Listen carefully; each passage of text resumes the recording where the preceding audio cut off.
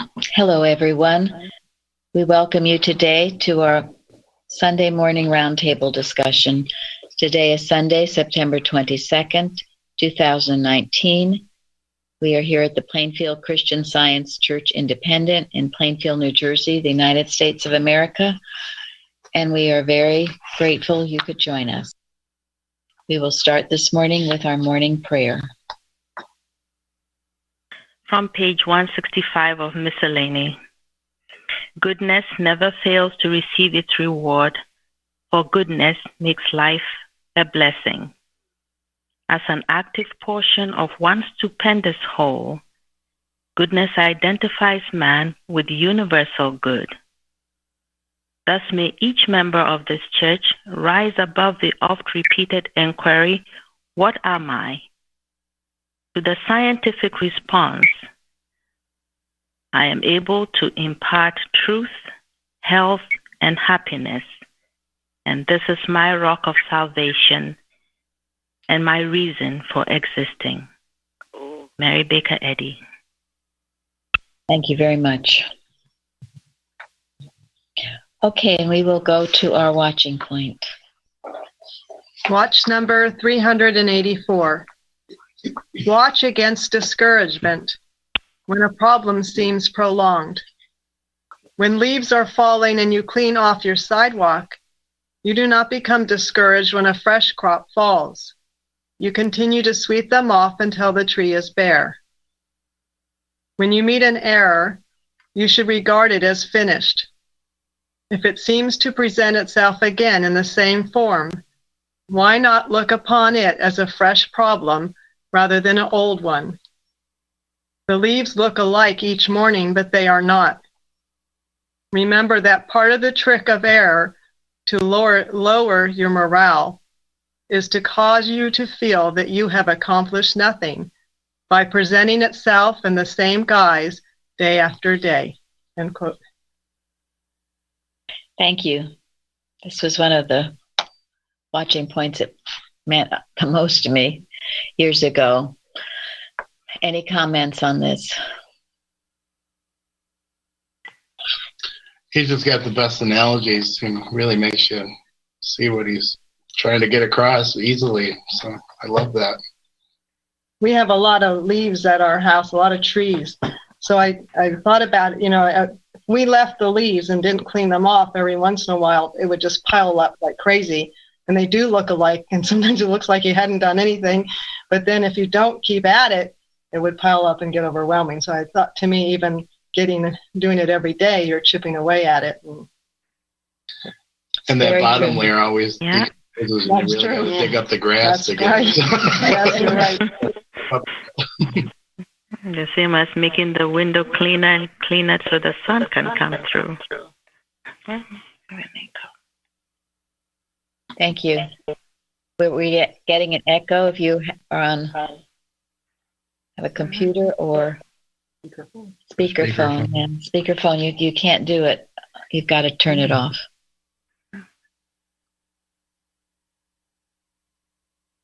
Thank you. This is the trick of error, to make you think the same problem day after day after day. You're making no progress. I certainly thought this when I was going through a lot of difficulties. I was making no progress. But Mrs. Eddy has said, if you're working at it, you're making progress, whether you seem to see it or not. And for the reasons just brought out. You are keeping your window clean each day. If you don't, it piles up. Pretty soon you can't even see through the window. Or the pile of leaves gets so unmanageable and so high and big, you don't even feel like you have the strength to go out and clean them up. So keep at it day by day and don't be discouraged. Dear Mr. Carpenter, all these encouraging things he gave us in his 500 watching points. All of you, if you don't have that book, you should have it. It's a treasure. Anyone else on this watching point? Well, and what I wanted to say too is after a while, a long while, I saw how much progress I actually had been making. It finally, there's a light at the end of the tunnel. So never doubt that. It's a very common fallacy. And it'll try you regardless of where you are in your spiritual journey. You know, people who have been very successful at practicing Christian Science and are helping others and are doing a great deal for the cause, it's going to try them even more. So if you're feeling discouraged after all the work you've done, well, you can rejoice that you're doing something useful and recognize that the devil's trying to get you to stop doing what God has for you to do. Thank you. And just see it for what it is. When you're with God, when you're doing your best, you are making progress. And remember, in science and health, let unselfishness, goodness, justice, love, the kingdom of heaven reign within us. And sin, disease, and death will what? Diminish until they finally disappear. Yes, diminish until they finally disappear. So instead of focusing on your problem, focus on those qualities. Are you expressing them every day? And then all of the other will diminish until they finally disappear, because they were never the truth anyway. Okay. Nancy, would you read the golden text, please? Sure. And what agreement hath the temple of God with idols? For ye are the temple of the living God. As God hath said, I will dwell in them and walk in them, and I will be their God, and they shall be my people. Thank you. And of course, our subject today is matter. And this is a beautiful lesson written by Amanda, mainly on idols. So, Florence, I'd like you to tell us what you wrote in your form, which speaks to this, addresses this idea of idol worship. Well, I think before Christian Science, I thought idols were, put a little stone somewhere or a statue somewhere and worship. This was why I thought of idols. But it's interesting how much our bodies can become idols because of how much time they occupy through our every day. And I just said that how much are the thoughts about my body? How much are the thoughts about my body occupying my thinking every day? Does my body not get enough time while I get ready for the day? Should I spend any more time dwelling on every wrinkle, every pound I gain, every pimple, every ache or pain? And Webster, I like what he says about idols. This is the 1828. He says, anything on which we set our affections, that to which we indulge an excessive and sinful attachment. And he gives an example from the Bible. Little children, keep yourselves from idols. And then he says, an idol is anything which usurps the place of God in the hearts of his rational creatures. So, and then I said that I have learned we have more idols than one would believe. Examples are our bodies, personalities, habitual thoughts that consume us, desired ambitions that occupy our thoughts, others' faults that dominate us, false beliefs that we allow to discourage, belittle, frustrate, anger us, or conduct our lives other than the love of God. And are any of these worth it? We know that absolutely not. Thus we should heed 1 John 5:21, little children, keep yourselves from idols. Amen. And then I say, we have been given a way out of being idolaters. That is to get the correct view of your immortal selfhood, to see that you are an embodiment of right ideas, spiritual, made perfect in the image and likeness of God. Preoccupying thought with this would help us be present with the Lord and absent from the material sense of body. Thank you. That is beautiful. That should be an article, Carol. I was just writing. that describes it to a T. So think about it and think about what idols do you have and look over that list, because we all can get into it. And one I've been having people ask me about recently that I'd like to talk about is exercise. Especially people who they've been perhaps raised in science, but they're new to our church and they come, and they have all these exercise things they do. So who would like going to the gym or running or in marathons and other things? So who would like to speak to this? I remember something, and I don't know where I read it, but it was a woman approached Bicknell Young. He was on a horse, and she said to him, "Oh, Mr. Young, you're riding to have exercise or to make yourself more healthy." And he said, "No, because I'm healthy, I can ride." Thank you. So they asked him the stupidest question. Oh my! They did Mrs. Betty. And they're always trying to trap him. And like Christ Jesus, he always had the right answer. Thank you, Janet. Anybody else? Well, I think you have to do it for the glory of God. That's the motive behind it. That should be the motive behind it. I know when I go out to run, and I do that several times a week, and I just have that as quiet time for myself. And a lot of times I get really wonderful thoughts, just being alone with God. Thank you.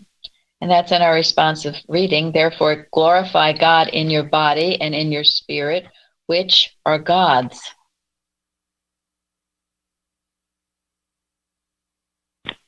It reminds me of, I think, what was said here once about Mrs. Eddy being asked if she, I guess a worker saying that they didn't like doing any physical work. And she said, "I didn't know we did any physical work in this house." And I guess that's the thought behind what you do, and the motive behind it is kind of the most important thing about it, what we think about it rather than the thing itself. Thank you very much. That's exactly right. It's what you think about it. Why are you doing it? And, now they have all these things, that measures how much you sleep, how much your heart rate, your this, your that. And if you're in it for that, well, good luck. Yeah, as I told someone, if you get into it that way, you're going to have another boatload of beliefs. It's called self-quantification. So. Oh. Okay. Whatever. Well, I just think it's just, knowing about self here. Yeah. We're trying to let that go. You're trying to let that go. The more you think about it, just as Florence described, when you get up in the morning, oh my gosh, I got to do this. I got to exercise. I got to, and you're doing it to keep yourself fit. Well, that's the wrong motive. We live, or we can. Go ahead. Sorry, I just wanted to mention also that I have known Christian scientists that would rationalize that there was no matter, and then they would eat, I guess what could be called a pretty terrible diet. I mean, like fast food, fried food, and they were obese. And I also think that that should be mentioned here. Like, it's not a license to not do anything and say there's no matter, and then also almost sort of abuse that idea for your own, I guess, just to kind of deal with your own whims, I guess. Exactly right. That is one extreme. Right. Well, That the is what excess of anything is not right. It's not balanced. That's not principle. So that's not part of, a perfect, model that we're thinking of. I don't remember if I read it or heard it, but we should exercise our spiritual dominion. Yes.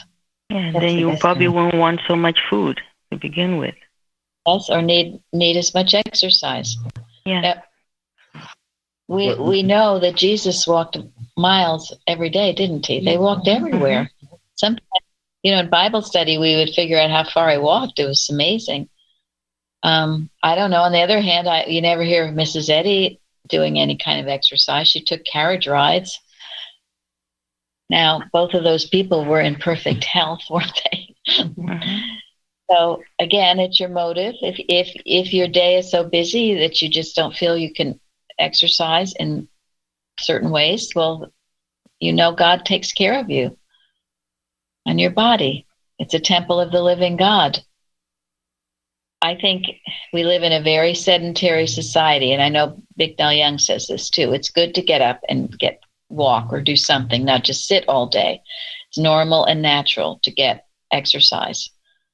And I find, as Elizabeth was saying, if I go out, I don't run, but I walk, and I can pray and listen and commune with God, or listen on my phone to things from our website. It can be a very holy time.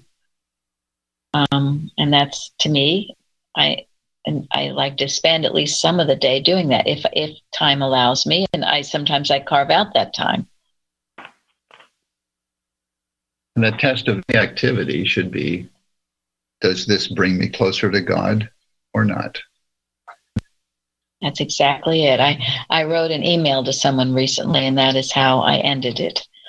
With any activity, and beware, you can go to gyms, and I know people who go to gyms and find it fine, but that is an atmosphere where most people are what?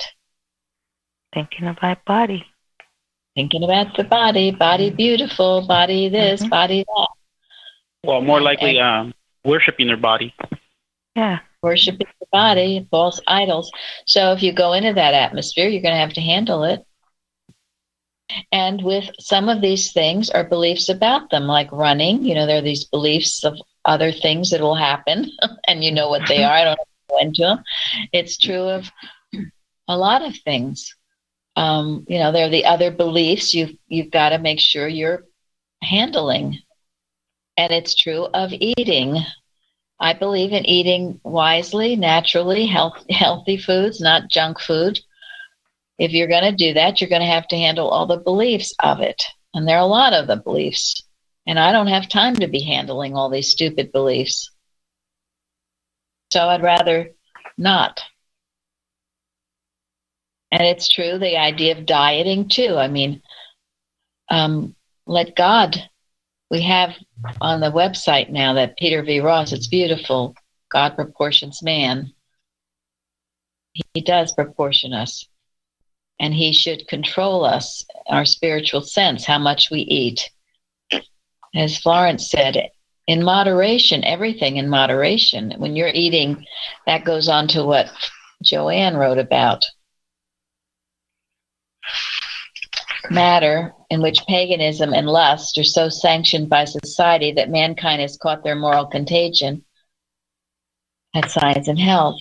Webster defines lust as carnal, fleshly appetite or desire, depraved affections and desires.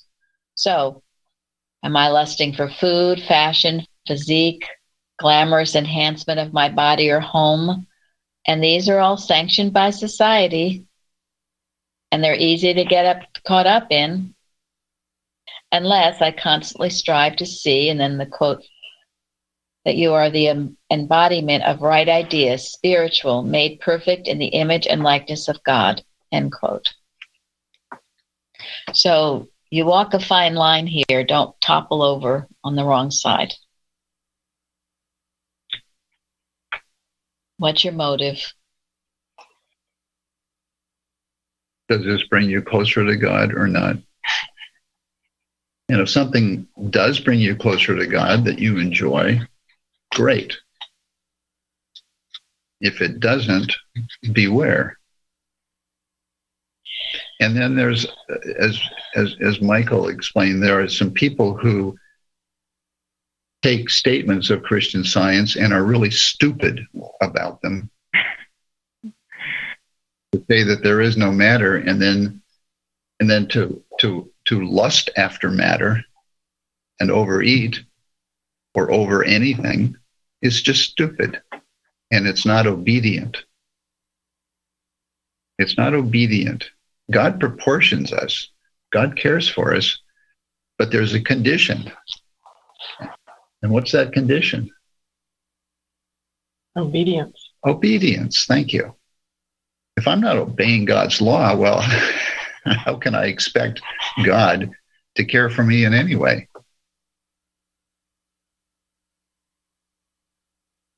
You know, I was thinking, Mrs. Evans was very athletic. She loved to roller skate. She was a great roller skater. She grew up in New York City, and there were all those roller rinks, and she taught us. We went to roller skating. We all learned how to roller skate. We would bike every weekend after church. We'd all get on our bikes and bike all over Plainfield. We took roller skating lessons, dance lessons on roller skates. She loved to play golf. She loved to swim. She loved to go in the ocean. She enjoyed life. She never considered any of those things wrong. But again, what is your motive? And if you do it for the joie de vivre, so to speak, you come back feeling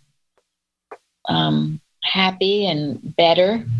But if you're driven to do it, I got to do this 2 hours a day, and I got to do it. And goodness, I got to weigh myself, and I got to count out every single calorie. Well, that's a lot of fun, isn't it? People fall flat on their faces when they do it. They can maybe do it for a few months or whatever, but it doesn't work because it's not normal or natural. So, and what is this thing called matter? What is this thing called matter? And I thought the way that Florence ended this, you know, absent from the body, present with the Lord. That's what it's all about. The more you think about matter, the more you think about all the list of things Florence mentioned, it just becomes more and more real. You have created an idolatry, idol, I should say. You've become an idolater, and you've created an idol, and you will suffer the consequences. And it can creep up on you. You can start off with good motives, but then, you know, maybe you get into it a little too much. So watch it. Watch your thought.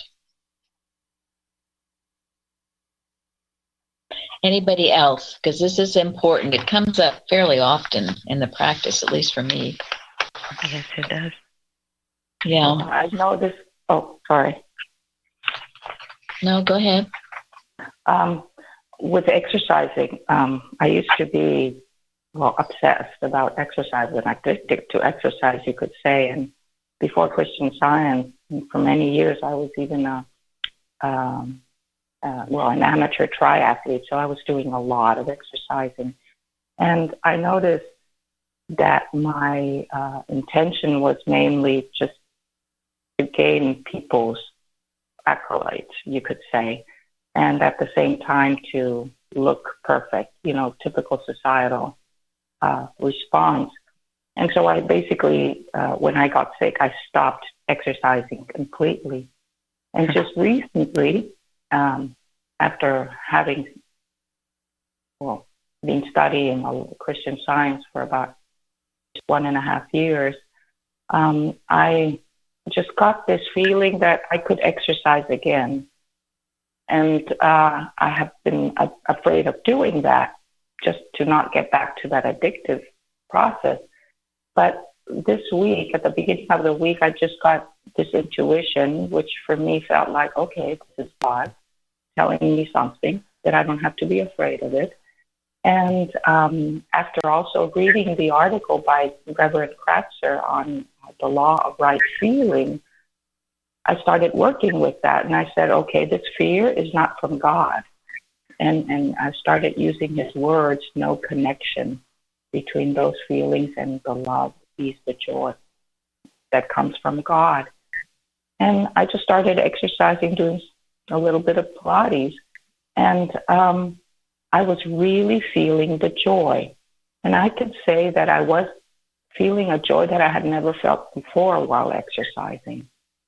And then I was doing really well, and I was actually thinking of God while I was doing the Pilates, which was interesting for me, a very new experience. And when I finished, I thought, oh, I can do more. And suddenly I felt the difference. The moment I had the thought I could do more, I felt bad. I can't even describe the feeling. And I said, no, stop. That is not God's will anymore. So it was very interesting to make that experience and just apply what Reverend Kratzer basically recommends in his article. Thank you very much. That's a beautiful, beautiful testimony, and so true. You know, I know someone. Well, her father, he was not a scientist. He kept his body in perfect condition, perfect everything, ate perfectly. And then he got something and passed on suddenly. And this daughter was, oh my gosh, how could this happen? He followed all the medical rules, the mortal rules. Well, the mortal rules don't work. It was done godlessly. So absolutely, if it brings you joy and a lot of exercise is mindless. You know, I like to swim sometimes. It's easy for me. I sing hymns, I pray, I look up at the sky, and it makes the time go quickly. If I'm just doing laps, well, that's no fun. It's true about walking. So it does bring me closer to God, and I feel refreshed afterwards. And the minute that stops, as Candy says, you're just doing it for whatever, you should stop it. Not of God anymore. So it's absent from the body and present with the Lord. This is what it's all about. It always is about this, whatever activity you're doing. and is it bringing you closer to him? Do you feel refreshed and closer to him or not? And never to be obsessed with it. That is mortal mind, pushing and driving, not God. So I wanted to take a little bit of a detour, and we're going to get back to matter, but I wanted to tie up a few things that were said last week. Now, Joanne in her forum writes, and we touched on this yesterday, and they cast him out, referring to whom? The blind man? The blind man in the story. Blind man. Yes, formerly blind man, yes, in the story. And Dumoulin translates this as they excommunicated him.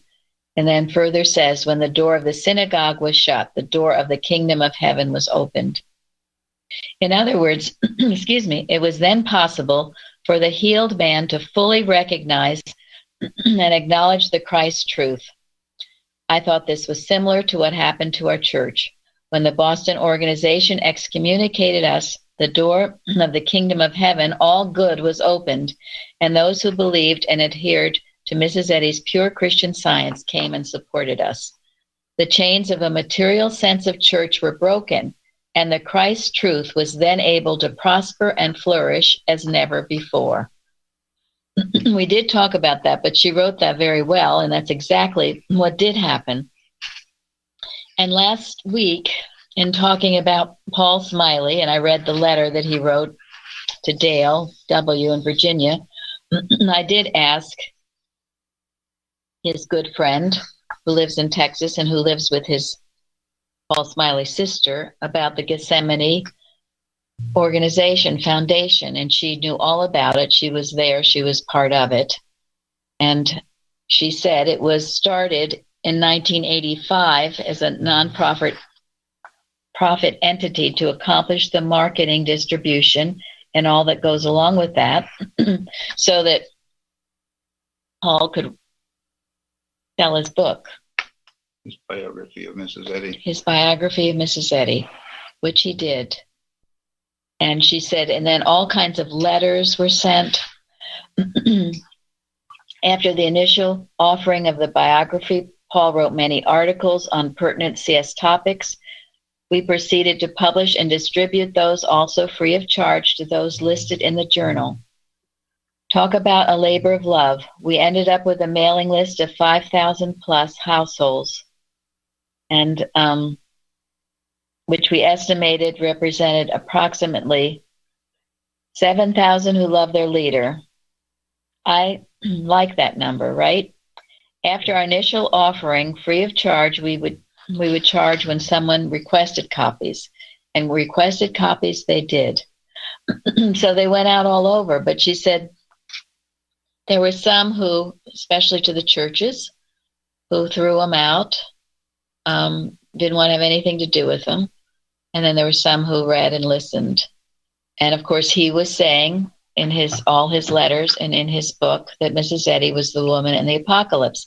I liken it to Revelation, the letter to the churches, right? Wake up, letter to the churches. And then it was his hope that the board of directors, that there would be enough members of the board of directors where they would come in agreement and agree to this. But that did not happen. And he passed on in the early 90s. And then Nancy, her name is Nancy, and Paul's sister took this work up. And one thing he had wanted to do was to amend his book. Now, and this is why the books that Keyston gave us, they were on the way to the dump, because these were the books that were not amended. Now, as far as I know, there's nothing wrong with these books. They were just added to. And maybe she said there were some rough things, maybe made a little plainer. But then they, meaning Nancy and Paul's sister, because Paul had passed on, and because it was Paul's intent, they added things to the book and they kind of smoothed over a few things. And now that book, the amended book, is for sale on Amazon if anyone wants it. And Gary and I did order it. Yeah, it's in a paperback version. Yeah. That's how you'll know the difference when you see them online. It's paperback and it's 2008 or something. The original was hard copy and the revised is paperback. So the paperback version, and the name of the book is Mary Baker Eddy, The Prophetic and Historical Perspective. You can get that on Amazon. And then she said by 2017, there was no more requests for anything, and their funds had dwindled. So the Gethsemane Foundation came to an end. But we continue that work, which she's very happy about. And we've talked about, as far as changing the organization, I don't think so. They are illegitimate. They are not Mrs. Eddy's science. The sad thing is that people think that it's Mrs. Eddy's science, which is why they won't give it up, or it's what she intended for the organization to be. But we have since learned it is not. And I can't change that, and you can't change it either. It's fact. This is fact. They disobeyed her manual, and they disobeyed a lot of things. And so we leave it alone. Doesn't seem like anyone should feel bad about that, because Jesus wasn't able to change the Pharisees' organization. So. Well, that's right. That's true. We at least we have this place. Yes, I once did feel bad, but I don't anymore, because we have to focus on what we have to do, as we talked about yesterday. Why there's the daylight to get all this stuff out.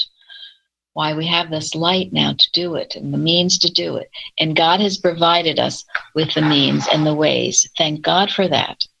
And someone on YouTube questioned, because I had named last week's Roundtable God's Abundant Supply. Well, we didn't talk about abundant supply.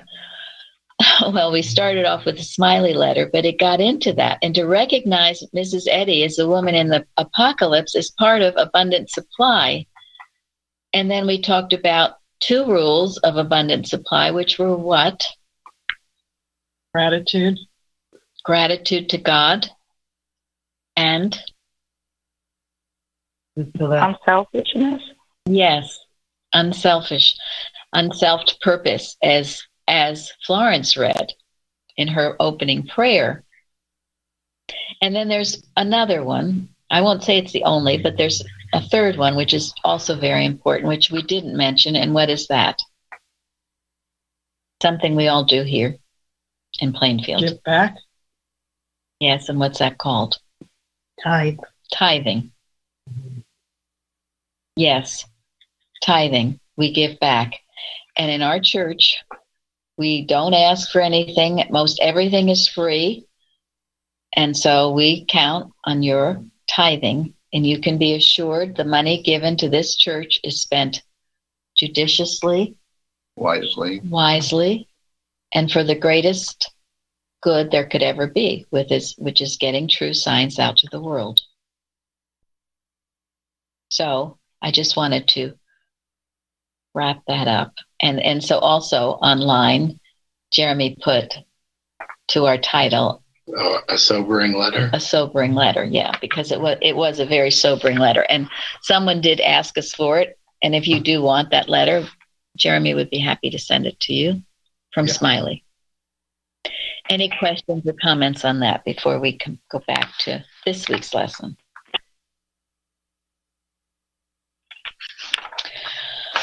Okay, well, the Bible also says, the Bible lesson, know ye not that to whom ye yield yourselves servants to obey, his servants ye are to whom ye obey, whether of sin unto death or of obedience unto righteousness. So if you want to obey the medical rules and laws, if you want to obey that, you are going where? The sin unto death. Yeah. I mean, that's the basis of material law, so-called. That you grow, you mature, and then you die. And what do we know in science? Forever. Forever. Yes. Forever young. And we live our lives that way. We're not thinking about, what's going to happen, and we were going to retire, and we've got to downsize, and we have to do this. No, what does Mrs. Eddy say about all of this? We're getting better, stronger, wiser. If we're demonstrating the science, we should be, and not bowing down to these false laws, matter laws. Spiritual maturity, not decrepitude. Yes. All of those beliefs, and they need to be handled daily. And that's why, as Linda was saying, Mrs. Evans gave us this years ago, I'm ageless, diseaseless, and deathless because God made me so. You work with it, and I don't care what your human age seems to be. I've read somewhere that Mrs. Evans added it on, and I saw it. It's not that I thought it up. She said, deathless. Oh, deathless, huh? Okay. Well, good. Ageless, diseaseless, deathless, and debtless. That's good. Well, and that just means live your life so fully in such obedience to God that you don't owe God anything. And he will meet all your needs. I don't remember the exact words, but in Florence's beginning prayer, it said something like, goodness brings a life of blessings. Yes, it does. And in the lesson in Science and Health, when we endow matter with vague spiritual power, that is, when we do so in our theories, for of course we cannot really endow matter with what it does not and cannot possess, we disown the Almighty. And what did you say about that, Jeremy? Well, the 1828 Webster says disown is to deny, not to own, to refuse to acknowledge as belonging to oneself. And I don't know, when I read that, I got this really sick feeling. And it made me realize how, the things that I was doing before, why I felt so, small and lost. So it gave me a better sense of what moral idiocy is actually. So I was very grateful for that. Thank you. And, this is why it's so important that we are not endowing matter with this spiritual power, that we think it has power over us, whether it calls it your organs. You see, and here again, this is why you have to be careful of all this exercising and dieting. You're giving your organs, your heart, your stomach, you're starting thinking about all these organs. It's an endless thing. It's a slippery slope, and you don't want to go there. So the less you think about it, better off you are. So, yes, we... Go ahead. One thing I've noticed is that when I'm studying Christian Science or just listening to something, I'm never hungry, although by human standards I would be. But whenever I feel close to God, or whenever I feel I feel the love of God, let's put it that way, then I don't feel any hunger. And for me, that's a very sure sign that, I don't know. I can't explain it, but it's just something that I've observed.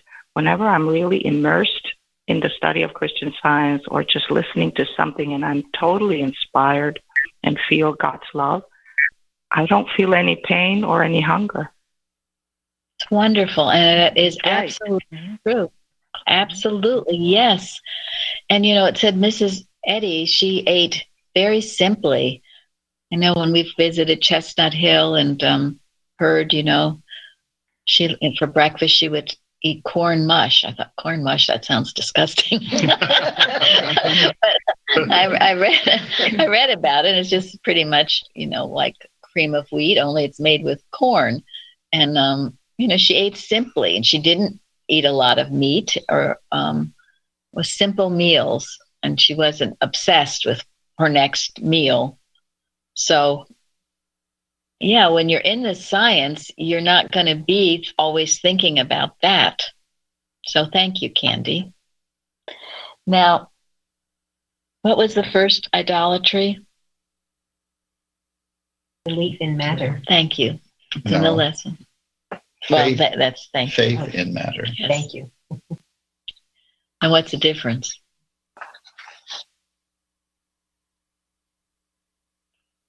Trust it. You That's look good. to it. Yeah. That's good. For Thank your you. substance, for your health. You look to it. Yes, trust it. Thank you. So watch what you trust. I mean, we all believe in something. We all trust in something. We all have faith in something. I mean, you can't go through the day without having faith in something. So it's good to be aware of what you actually have faith in. But after many disappointments, then you know what to trust. Have faith in, that's all. Yes, yeah, because the other will fail you time and time again. Mrs. Eddy says we're like tired children turning from this faith in matter, checking all your vital signs. And what now do the quantum physicists say about matter? And Albert Einstein. Well, that's an interesting point because, Einstein led kind of a revolution in physics to lead to a better understanding of what matter is and how it works. And Einstein once said that, whenever he was examining something, he would always ask the question, he said, if I were God, how would I make this work? Mm-hmm.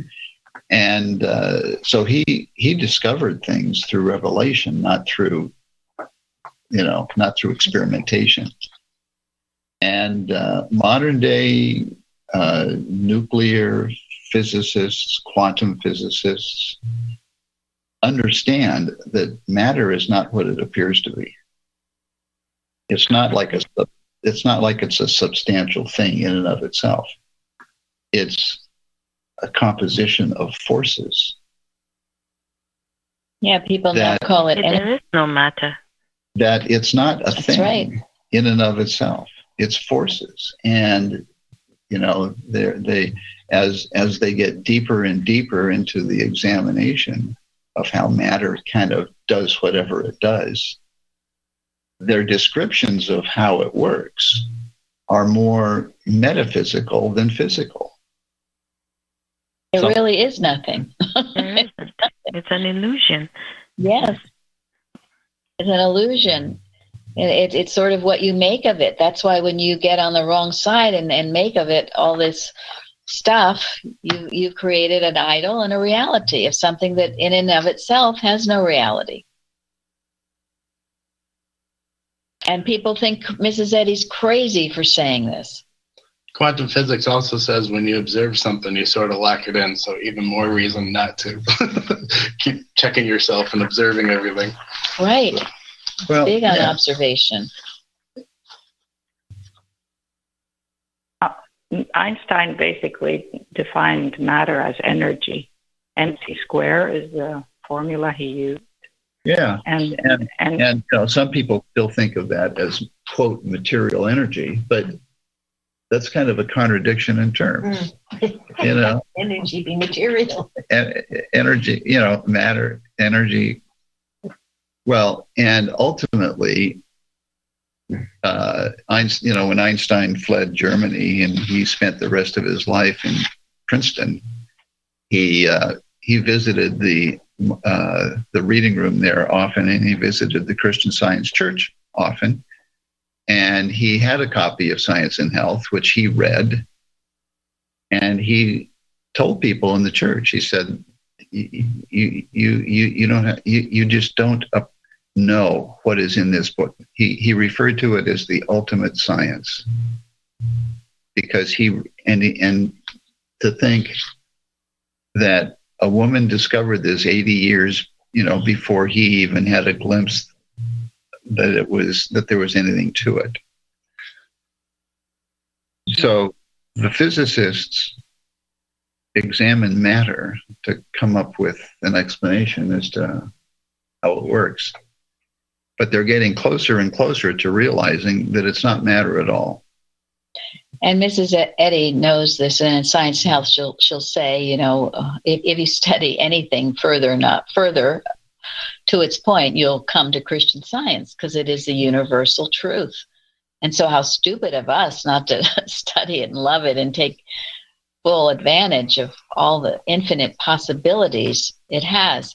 Now, in her book, Science and Health, and also in Prose Works, she answers these questions over and over again.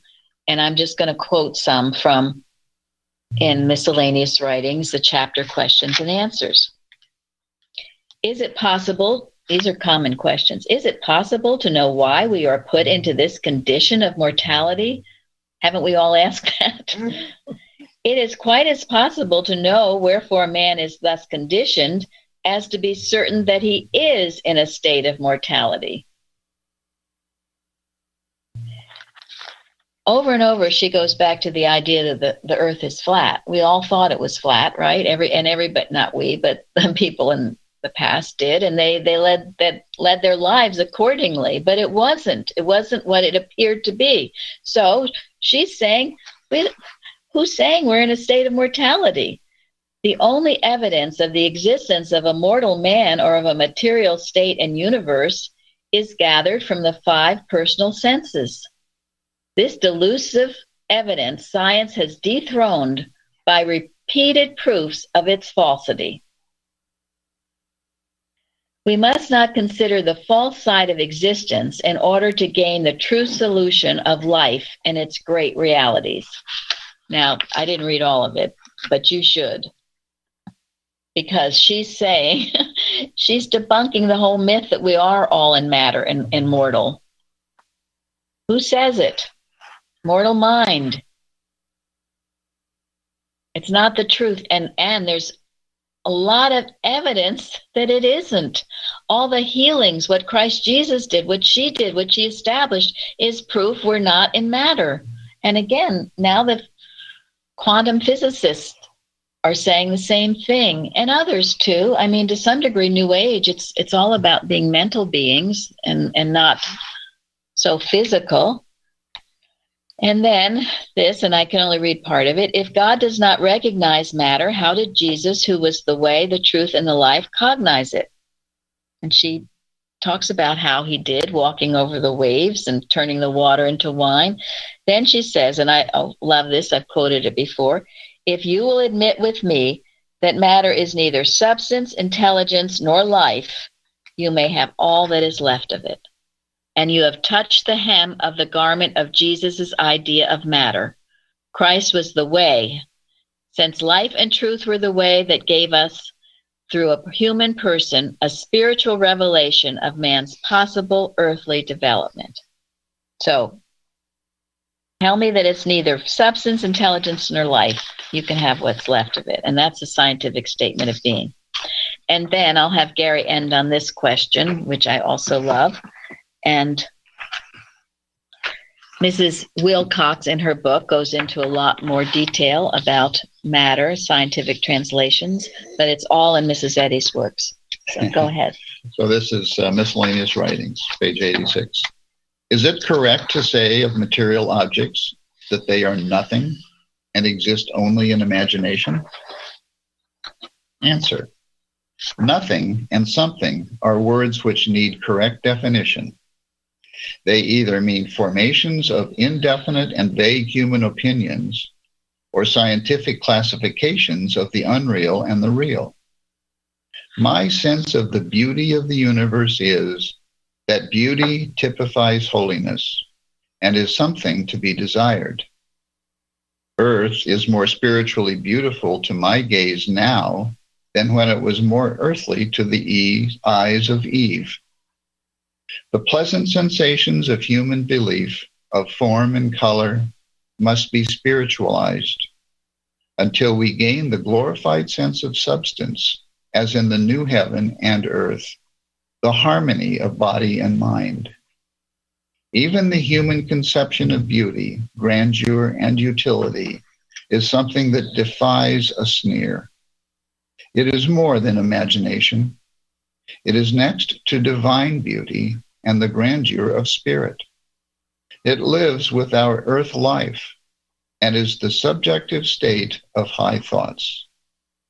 The atmosphere of mortal mind constitutes our mortal environment. What mortals hear, see, feel, taste, smell constitutes their present earth and heaven. But we must grow out of even this pleasing thraldom and find wings to reach the glory of supersensible life. Then we shall soar above, as the bird in the clear ether of the blue temporal sky. To take all earth's beauty into one gulp of vacuity and label beauty nothing is ignorantly to caricature God's creation, which is unjust to human sense and to the divine realism. In our immature sense of spiritual things, let us say of the beauties of the sensuous universe, quote, I love your promise and shall know sometime the spiritual reality and substance of form, light, and color, of what I know through you discern, of what I now through you discern dimly, and knowing this, I shall be satisfied. Matter is a frail conception of mortal mind, and mortal mind is a poorer representative of the beauty, grandeur, and glory of the immortal mind. End quote. Thank you. Thank you. Thank you for joining us today. Thank you. Thank you. Thank you. Well, Thank you.